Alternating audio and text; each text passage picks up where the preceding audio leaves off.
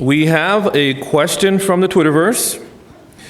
What's the best way to stay on top of the ever-changing trends in the UX, UI industry? I'll let whoever wants to take that one go first. Or I could pick someone. Audrey, do you want to take that one first? Yeah. So having kind of technology at your fingertips, you have YouTube, you have Twitter, you have all the blogs of the designers. So the very first item is obviously if you do use Twitter, for example, you would follow all of the designers that you can find. You might start with one and then figure out whom he or she is following. And then from there, you can expand your horizons. Most of them might have their own YouTube channel. They might be concentrated in a given area, but still you could learn a lot from there. And also if you go on Medium, for example, that's where if you search for UI UX, you'll find lots of articles, and there are also different channels that have wealth of information. All right, thank you.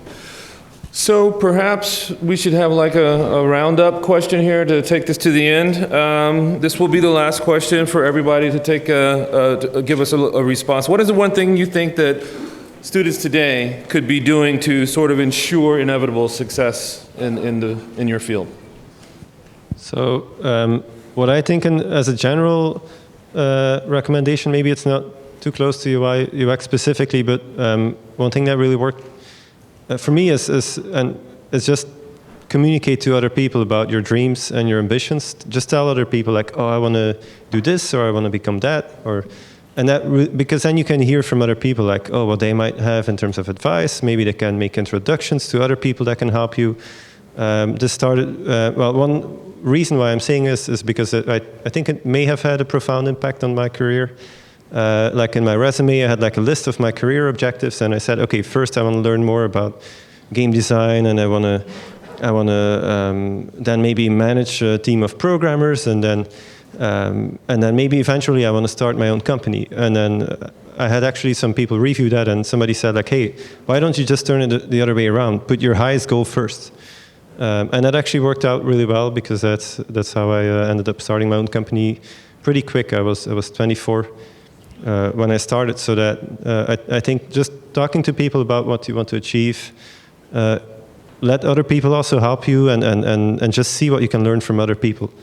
That would be my piece of advice.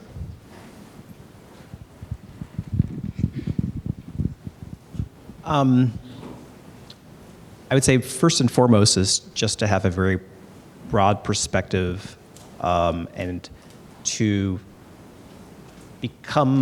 look out at the wide world and see what it has to offer. And there isn't any one thing that you should be focused on, but I would put a plug in there for a little psychology, because after all, that does help you understand users and understand and getting into their heads. And that's, of course, core to the field, but it goes way, way beyond that as well.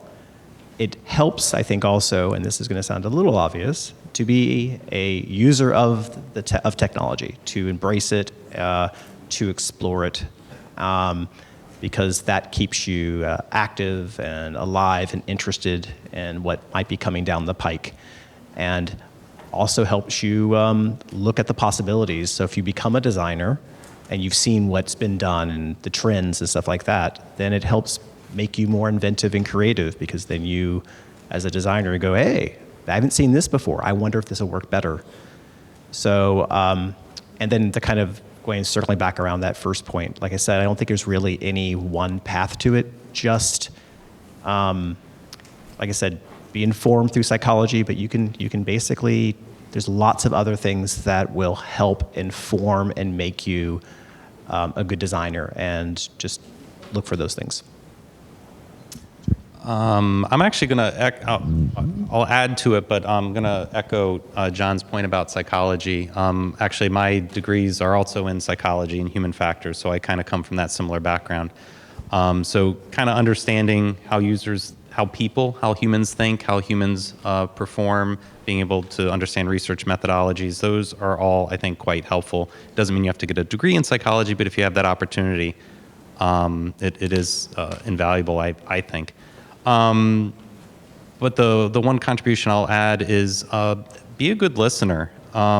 There's so much that we do, as you heard, I mean, we are designing for an audience, for an actual user. And a lot of what we're doing is listening to their pain points, like what's giving them the most grief during the day. And being able to listen to that and understand what those problems are, right? And this can be generalized to almost any kind of problem, right? You need to be able to listen, understand the problem, ask the right questions, and only then can you really start getting into that, design activity. You really need to have a problem to solve. And if you're solving the wrong problem, your design isn't really going to be successful. You have to understand what the problem is, and a lot of that starts with just being a good listener. On my end, what I would add is, I guess, continuing to learn whatever you can and going across various general fields, and then trying to figure out what your specialization might be. In addition to that is also following any emerging technology, because just like everyone else mentioned, in 5-10 years, maybe that technology that no one knows about now is going to be prevalent. So as much as you can learn now how to use it, then you can see how potentially future users would utilize it as well. Being a user of technology is incredibly important. Downloading all these apps, checking them out, seeing what you like about them, what you don't like about them. And then another thing is on a day-to-day basis, thinking about the problems that you have in your own life. For instance, how to make my morning routine go by a lot more seamlessly. How can I, get my makeup on, get dressed, have breakfast, and be out the door on time, which is a problem that I'm currently facing a lot. So I think design is a lot about how to make your life better. So in your day-to-day, just think about the problems that you have and how you can solve that. And I think that's a really great foundation to building design thinking that'll be really applicable to your career.